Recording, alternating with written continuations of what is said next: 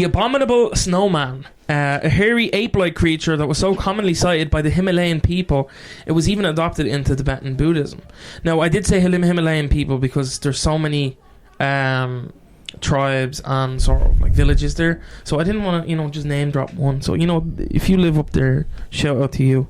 If you're the Abominable Snowman and you're listening, shout out. I'm gonna find you. I'm gonna find you. No, I'm finding you.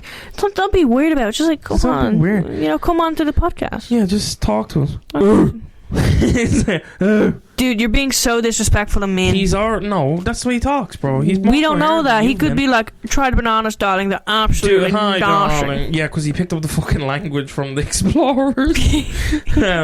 So considered to be a supernatural animal that is human-like in its worship of the deity Dharma, which is from Indian and Hindu religions. Now, the Dharma, I tried looking into what that was, but it's too vague. So he worships that guy. He worships it, yeah, and we'll get into why. So several stories depict yetis as helpers and disciples to religious figures in Tibet. Yeti images are paraded and sometimes worshipped as guardians against evil spirits.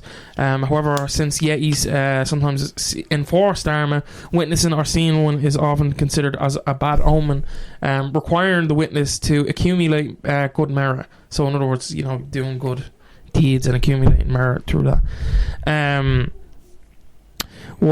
So why they worship Dharma is because some of the religious figures kind of like adopted them and started almost like feeding them like stray cats, and they were thankful for it, and they gave them medical help so that they kind of were like, you're cool, we're gonna stick around and help you. And then over time they kind of just became like disciples and started worshipping because they were like, this guy is giving us food. So obviously, if we keep doing what he's asking us to do, he's gonna keep doing it. Like what? It's kind of like feeding a stray cat. It's like if you had, if you wanted pigeons to go onto a dining table on your back, you would have like a bread trail leading up to it. This is Mel. Let it go. Okay. A guy, Mel, tell the story. You can't be so vague. There was just what's it called? She's been fuming over this. I can't think of the name. She hasn't stopped talking. It's like an art exhibit, but it's like real life. I can't remember the name for it. A gallery? No, it's like when you do it. So it's not. It's like exhibition. No, it's like whatever, and we know what we're talking about. You don't. Yeah. Well, dude, what was the dude doing now? The interesting part is what he was doing, Mel, and why you were peeved by it. Okay. No? Well, anyway, I'm going to move on while she's... I don't know what she's doing back there. Several stories depict the yetis as helpers, as I've already said. It's a large bipedal ape-like creature that is covered with brown, grey, or sometimes reddish hair. So what actually threw me through a loop is a lot of the original sightings of the creature feature don't have like the white fur. So that seems to be something that's only in popular media. That's kind of... That's actually shocking. Because when you think of yeti, you think like the black skin, like like coal black skin with like white fur.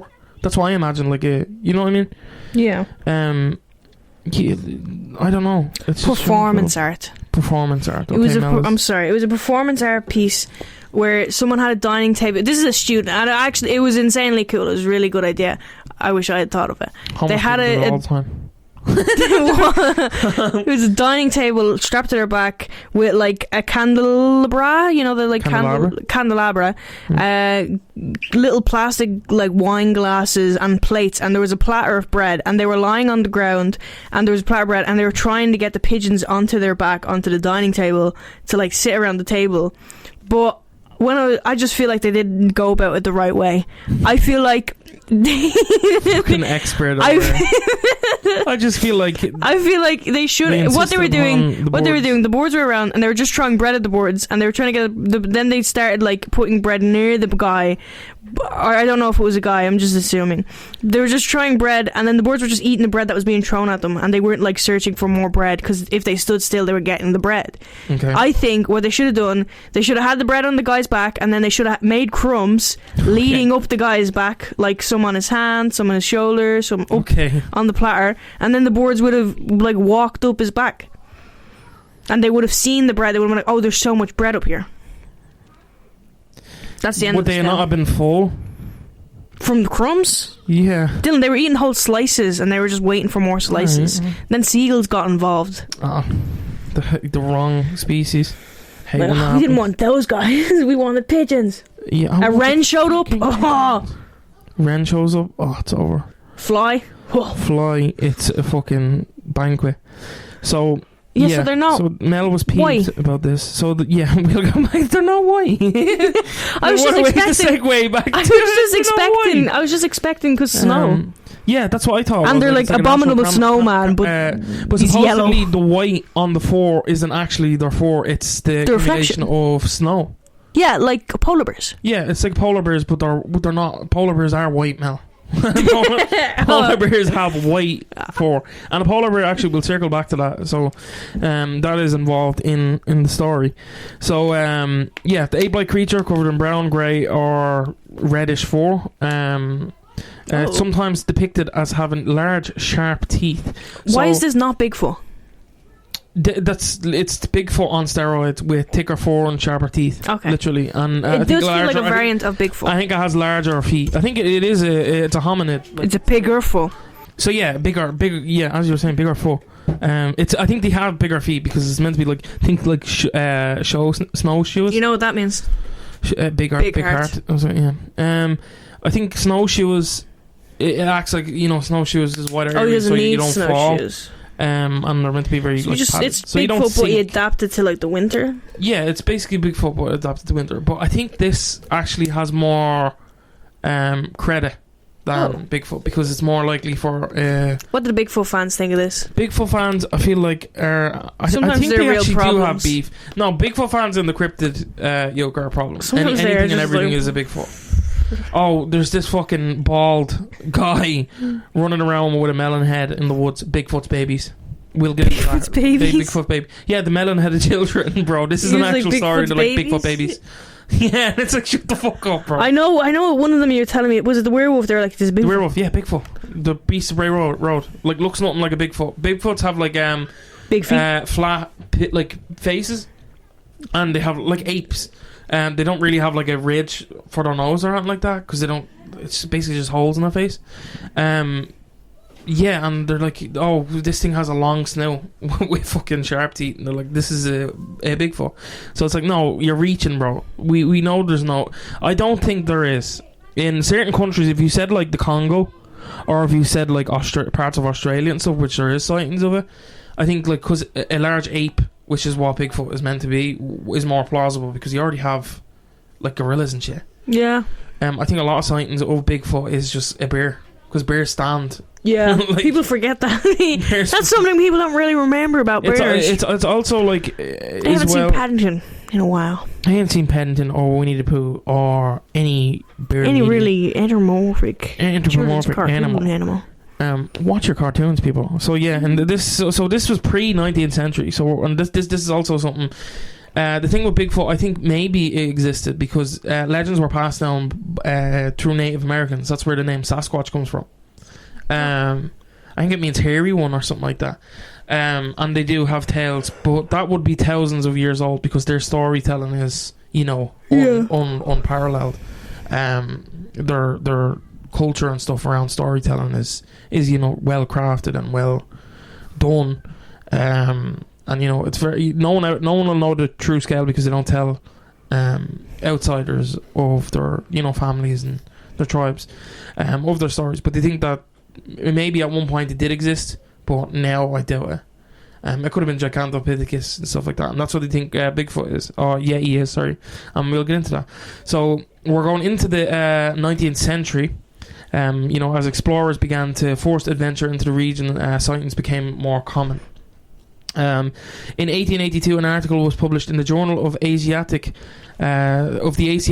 Society of Bengal, detailing an encounter tracker B.H. Hodgson experienced in northern Nepal. So while he was hiking the mountains with his Sherpas, they pointed to a large bipedal creature covered in long, dark hair.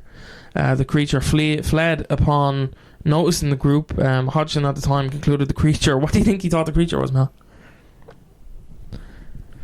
Just what you think. You laughed, so I feel like it's gonna be something silly. It's silly, but it's not like it's not. Is it an animal? Is it something? It's an animal. It's something exists. I don't want to say bear. Bear's too obvious. Dog. He thought that it was an orangutan. No, it is interesting, but it's just why I'm laughing is like the altitude. Orangutan and orangutans are grazers, like they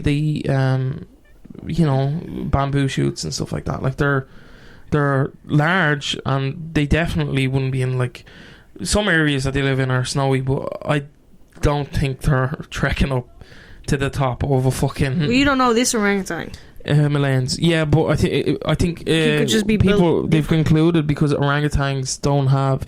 If you ever notice, they kind of have exposed stomachs and chests. Yeah. They don't have as much fur as like other apes would have, so they would have succumbed to hypothermia, especially with its feet. Because the yeti and stuff like that is meant to have like covered in fur, like longer fur. Yeah. And thick hides and like a ghillie suit. Yeah, it's like a ghillie suit of fur, but their feet are massive on their hands. Did we ever do an episode on just Bigfoot? No, I'm kind of like dodging around it because there's so many fucking doing every variation but him. Because the Bigfoot like is just one of it. Like there's the skunk ape in Australia. Which literally is like a Bigfoot that smells. We did the Irish one, the Grugok. We did the Scottish one, the Grey Man. There's so many of them that I feel like the basic one just isn't as rich. Yeah, if I'm being honest. But I think it'd be like a it is an episode. There is an episode though that I have in the chamber for it that we can do. So yeah, you saw it, but what a lot of people actually shocked him about this, and it's not. It gave not accountability. It gave credibility to the story because he compared it to an orangutan. So this correlates with what a Gigantopithecus is, and that's the general theory and consensus that if a yeti was to live there, that's what it would most likely be if it was an ape, because Gigantopithecus was the largest ape to ever exist, and it was closely related to orangutans. So this is what gives a lot of credit to zoologists and cryptozoologists and scientists alike, that we'll get into the other theories. There's theories that it is an animal up there. It's not a Bigfoot. It's it could be an unidentified species. It could be an identified species of ancient animal that's gone extinct, but is not, like there's a pocket of them living up there, which is the case of a lot of, I think, cryptids that have. It's kind of like the Beast of Jevedon. I don't know if you listened to the episode that I did solo. Yeah. That one had, people died. I think over 200 people died. Sure. Their bodies were they dug up some of the bodies, and the bodies were like chewed. Damn. The bodies were like partially eaten and stuff like that. So there was like evidence, and it's the same with yeti.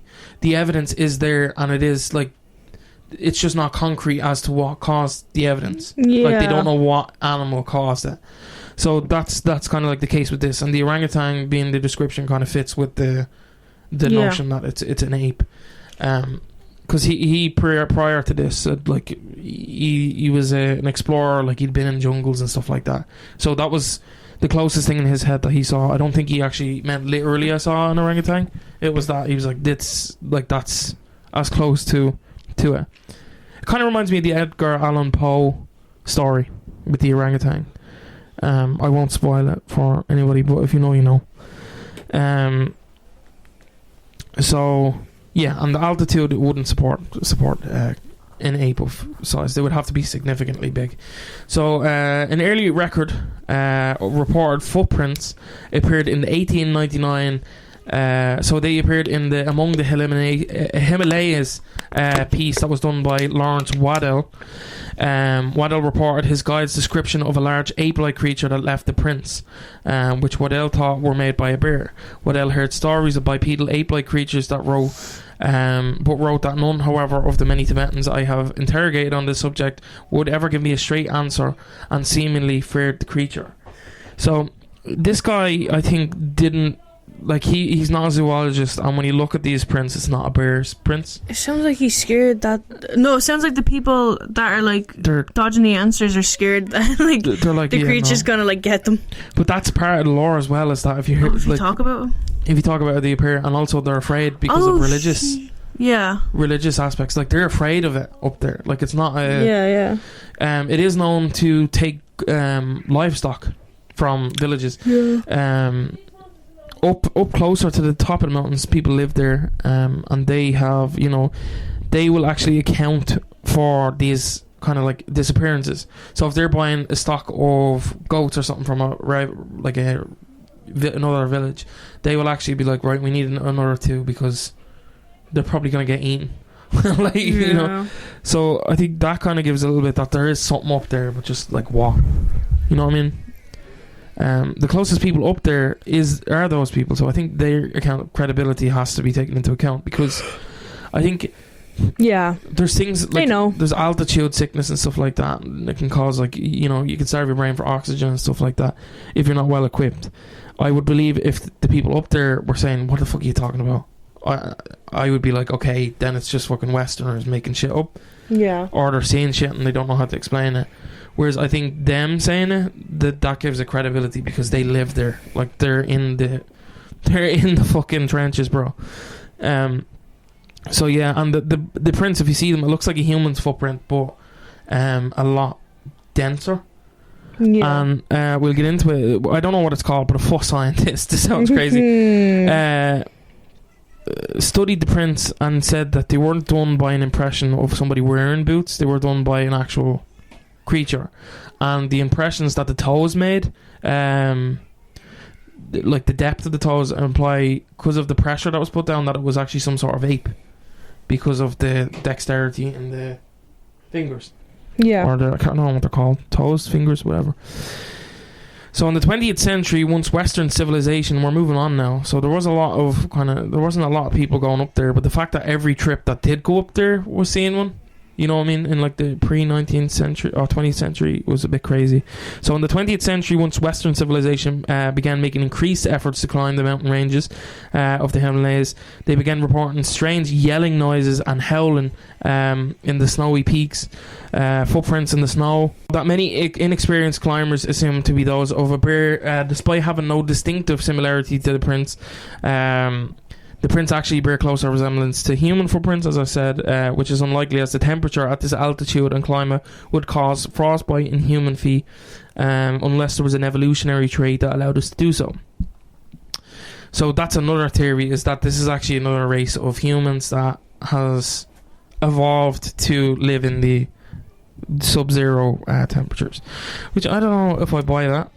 Because there's people already living there that have lived there for centuries that haven't grown massive feet.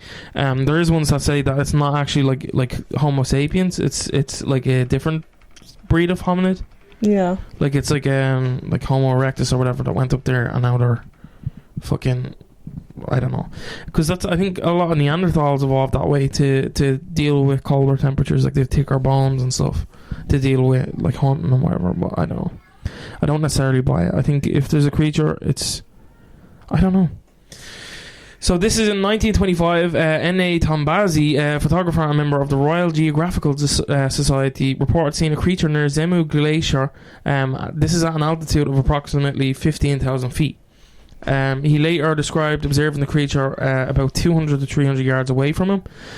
For roughly about a minute, the creature's outline was unmistakably human-like. It was walking upright and occasionally paused to pull at dwarf rhododendron bushes. So it was pulling bushes behind it, and he theorized that it was actually making... it was either for making... a fire or for making a shelter. Yeah.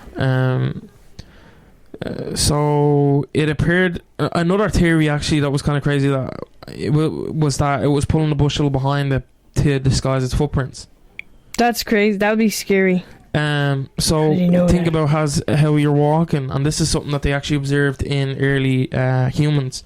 They think that humans, to disguise, from rival tribes, would walk either backwards or with a set of ticket of bushes, and they would drag it behind them or brush it behind them, and it would disguise their footprints because it smoothed it all out. So that's, creepy. Oh, it's creepy. Oh, sorry, you said that like you discovered something. So I just swung around. Yeah, it is crazy. Like, that's actually kind of creepy. Clever that girl. that clever. Yeah, it's like that. It's like, fuck. So yeah, so it was pulling at the behind it. It appeared dark against the snow, and as far as he could discern, was unclothed. Approximately 2 hours later, fucking freaky ass. Ape unclothed. Approximately 2 hours later, Tom Bazzi and his companions descended the mountain and discovered the creature's footprints. These footprints were similar in shape to those of a man, only 6 to 7 inches wider, and 4 inches. 6 to 7 inches longer than his own, and 4 inches wider than his own. The footprints undoubtedly belong to a biped, which is, no one knows what a biped is, it's a bisexual lizard. No, I heard the puzzle in your yoke. Sorry, that's like a joke I saw on the yoke. It's a bisexual lizard. Well, in autumn, no, a biped is something that walks on 2 legs. Is that right? Yeah, I believe. Biped? I don't know. Yeah, walks into. We'll go with that now. So then in autumn of 1937, John Hunt and Pasang a Sherpa, later Pasang Dawa Lama, which is crazy, discovered footprints on the approaches to and within the Zimu Gap above the Zimu Glacier. These footprints were believed to belong to a pair of yetis. So in June 1944, C.R. Cook, his wife Margaret, and a group of porters discovered a very, very large bipedal prints in the soft mud at 14,000 feet. This was just below the Singala Ridge. The porters described the prints as belonging to the jungle admi or wild man. The creature had emerged from the bushes on the steep hillside from Nepal and crossed the track before continuing up the ridge. Cook then documented the discovery by placing Margaret's sunglasses beside each print to illustrate their size, and was taking photographs. These prints were unusual and significantly larger than any human foot, measuring 14 inches heel to toe. So that's crazy. Yeah. Notably, the great toe was set back to one side on from the first toe. Also, the large was present, and 3 smaller toes were noticeably bunched together. Kind of like an ape. In 1948, Peter Bourne reported finding a yeti footprint in the northern Sikkim, India, near the Zimu Glacier. He had been on holiday from Royal Air Force assignment in India at the time. So it's not just like random climbers and stuff like that. And especially if you're able to make these altitudes, you're not an amateur climber, you're not an amateur expeditionist. So as Western interest in the Yeti surged dramatically in the 1950s, during the 1951 attempt to summit Mount Everest, Eric Shipton captured photographs of several large prints in the snow at approximately 6,000 meters above sea level. Shipton took 3 photographs, one showing the tracks and 2 of a particular print, which size was compared to a pickaxe and boot. And these footprints featured 2 distinct toes and 3 smaller digits close together. They've been intensely scrutinized and debated, as at the time they didn't have the technology to do impressions. Some consider them to be the strongest evidence of the Yeti's existence, while others argue the prints are those of a common creature distorted by melting snow. In 2008, Jeffrey Meldrum examined a reconstructed version of the print, which, it's reconstructed. Yeah. You can't really go away. Noted one large toe was likely due to macrodactyly. He also observed the toe alignment matched that of a great ape and suggested the Yeti probably spent more time in the subtropical Himalayas. However, Meldrum admitted it was difficult to say definitively the prints were genuine, since Shipton only took 2 photos of a single track. Friends, I wouldn't be taking loads of pictures of feet.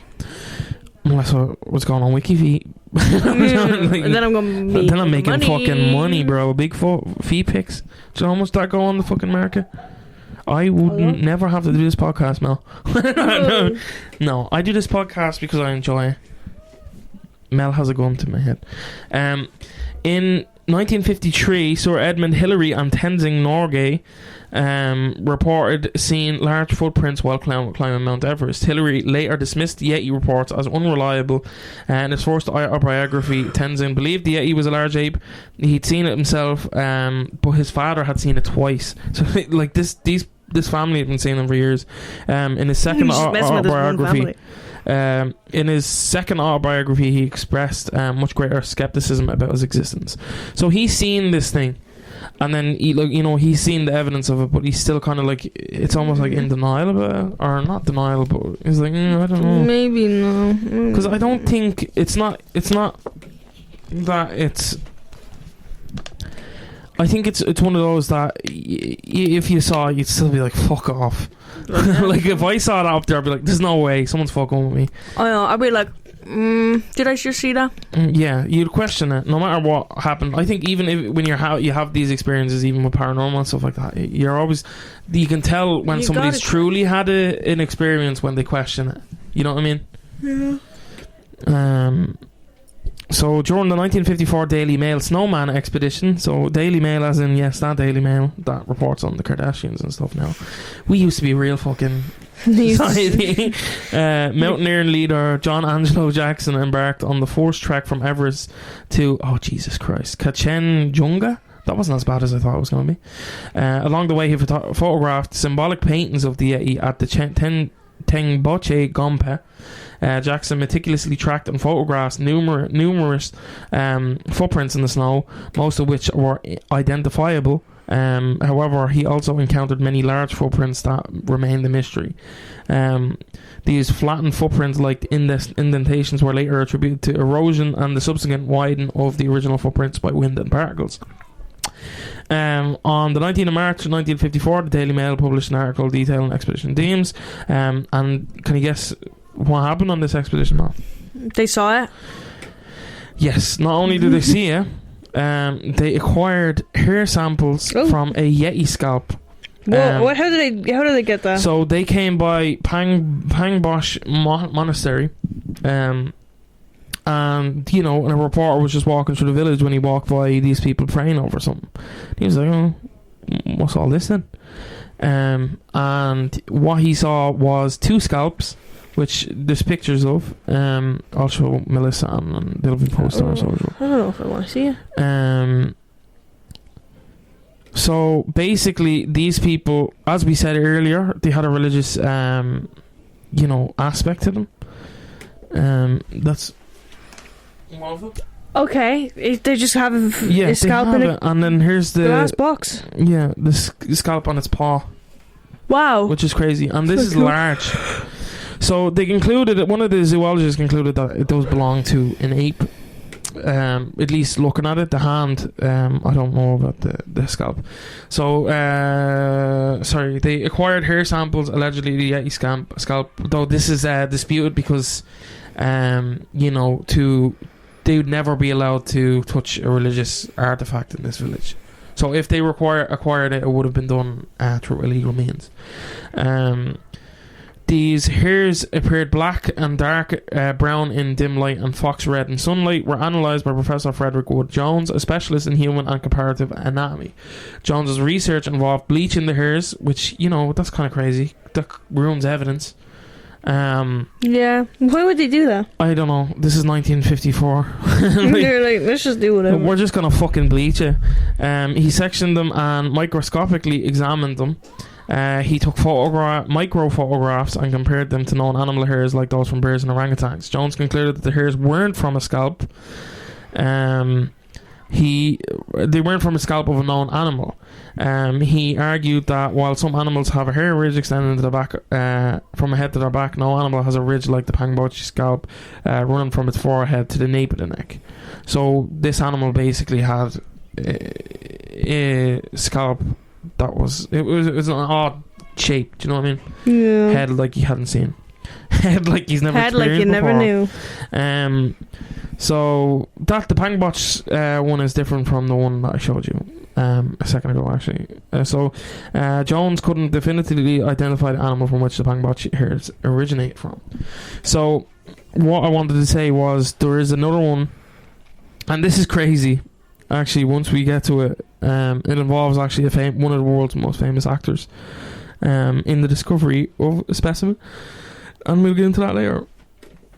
But for now, you know, there's a different monastery that's kind of further up on the mountains, and it's very rare for humans to visit it, and they actually have scalps of these creatures and a hand of a creature, and it is a large hand. And you know, from pictures, scientists have said that it's an ape hand. They can't conclude obviously which species of ape it's from, because you know, pictures, they can't conclude if it is a real ape and if it's not, you know, one that was taken from an animal further down the mountain. But because of the lack of visitors, how these people acquired it is unknown. Slavomir Rawicz claimed in his book The Long Walk, published in 1956, that he and some others were crossing the Himalayas in the winter of 1940 when their path was blocked for hours by two bipedal animals that were doing seemingly nothing but shuffling around in the snow. I think that's kind of cute. Yeah. Like, they're just playing around in the snow. Just having fun. Hijinks. Yeah, for hours. So these creatures, you know, they have paths, and it's like if you don't go, you don't go off the path. There's somebody seeing a hope, Coretta. Yeah, you don't go off these paths because, you know, snowbanks and stuff like that. You don't know, you could sink instantly and then you're just gone. So they kind of just had to wait around for these two dudes, these two fucking creatures, to stop fucking around. Go away, yeah. Yeah, he just throwing rocks. Go away. Go away, you. That's another thing that actually occurs on the mountains, is people will camp out and they will see, they will run into, you know, as they're sleeping, rocks will hit them, their tents, and destroy their kind of camp. Another, you know, I think somebody was injured. Sorry, I'm trying to like find it. Somebody was injured by a rock thrown at their tent, which I think is kind of crazy. They're just throwing rocks. They threw rocks. They're throwing rocks out your window. Yeah, they're meant to be very territorial.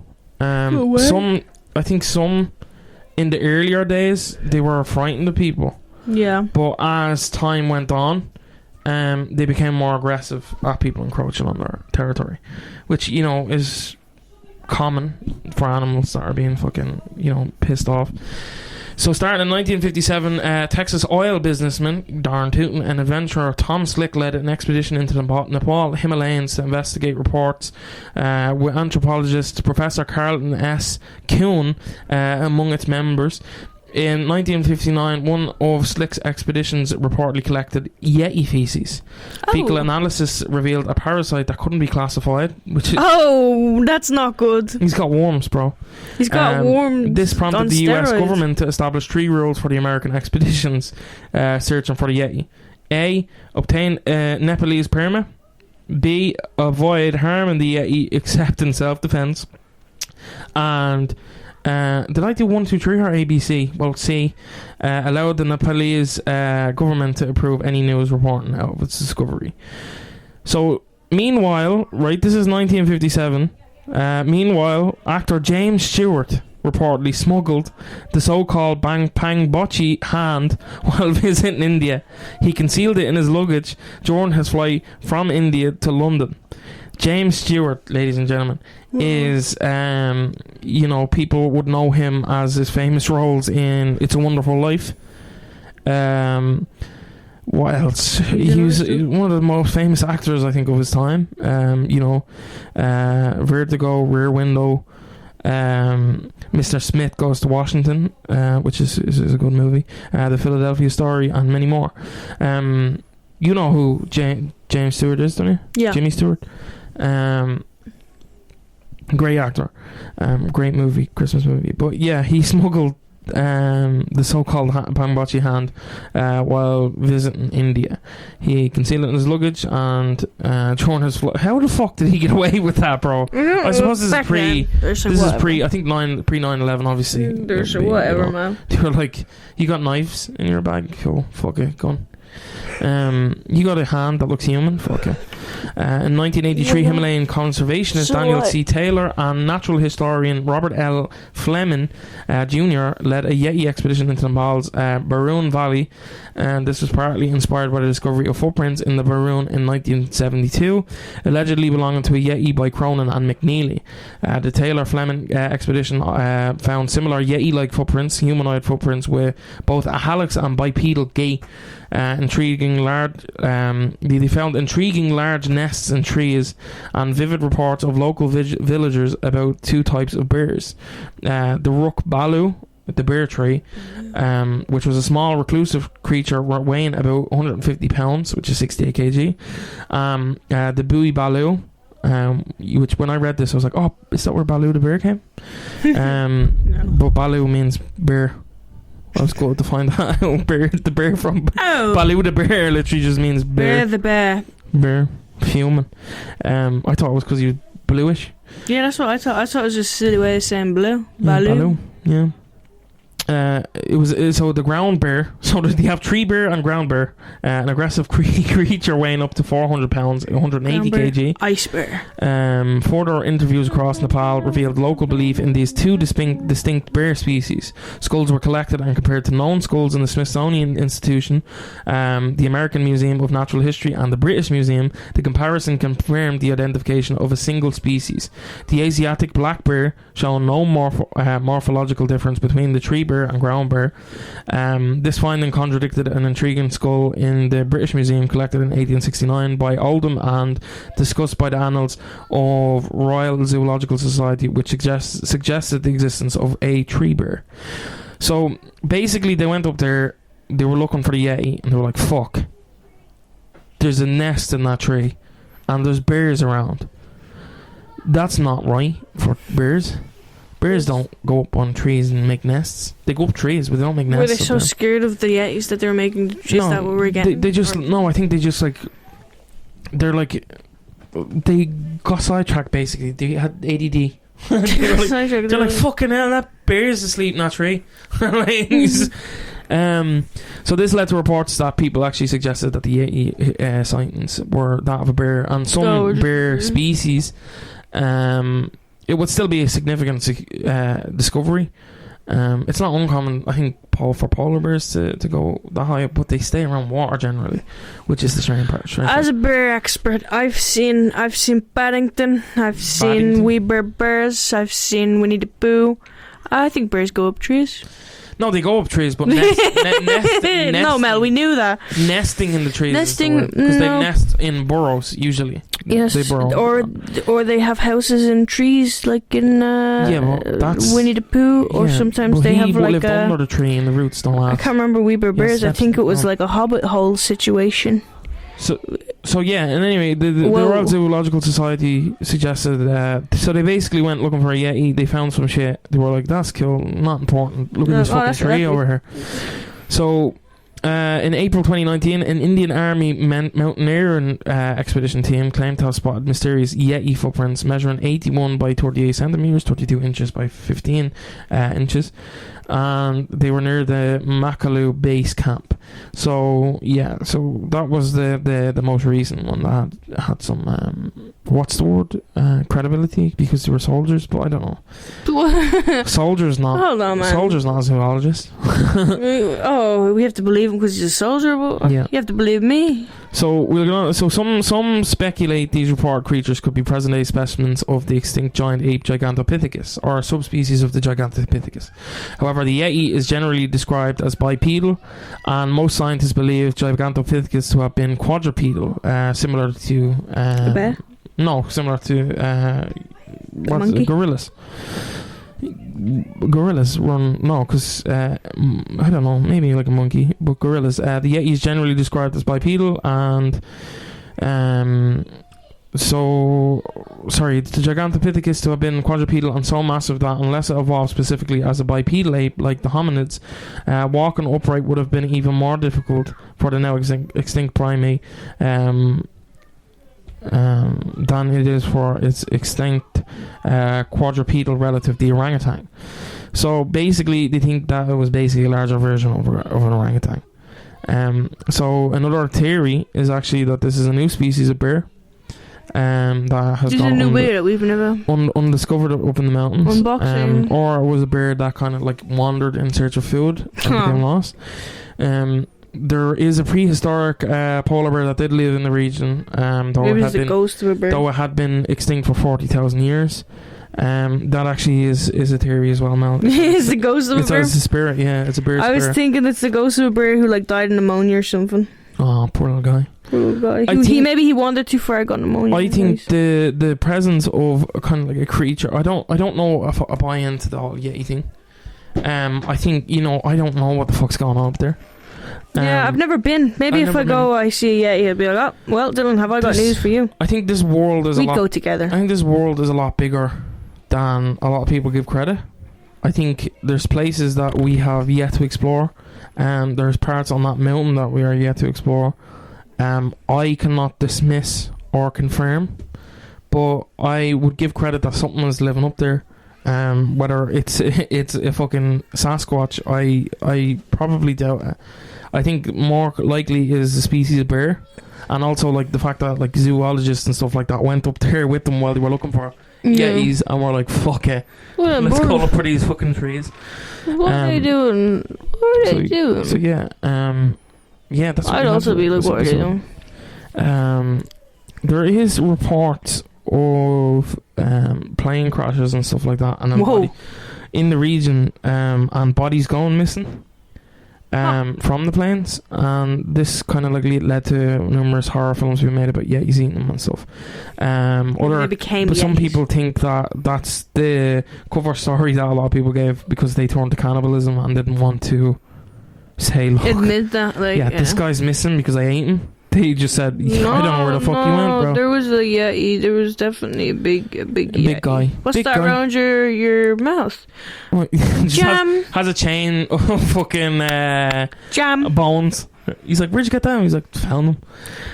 It's that cat meme. You know when he's eating the watermelon and he pulls them away and his mouth is red, and it's like me 5 hours into the expedition. Me a minute. me 5 hours after we crash landed. The rescuer showed up shortly after.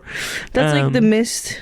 The Mist? The end of Yeah, the end. The book doesn't even end like that. Yeah, no, and apparently Stephen King was kind of mad. He was like, pissed about it. Yeah, he was like, that's so I'm gonna much be honest, better. Read the book.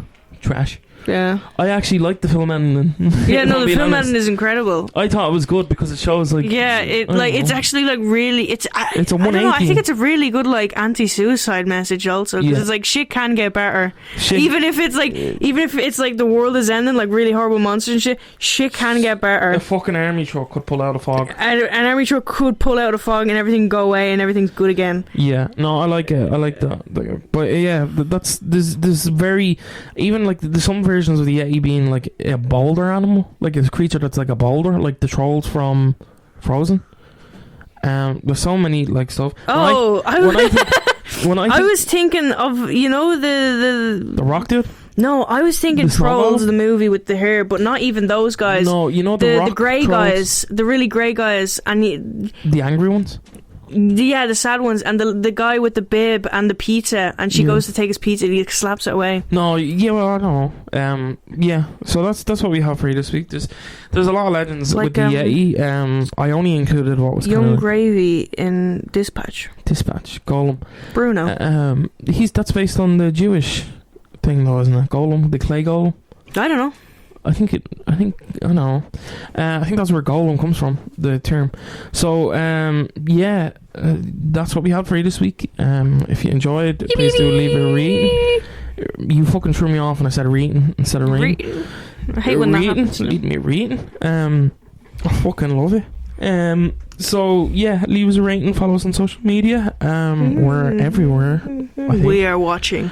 Yeah, we're watching. We're under your bed. No, Mel is. I can't get under there. So yeah, we'll catch you in the next one. I'm taking up all the space. Bye.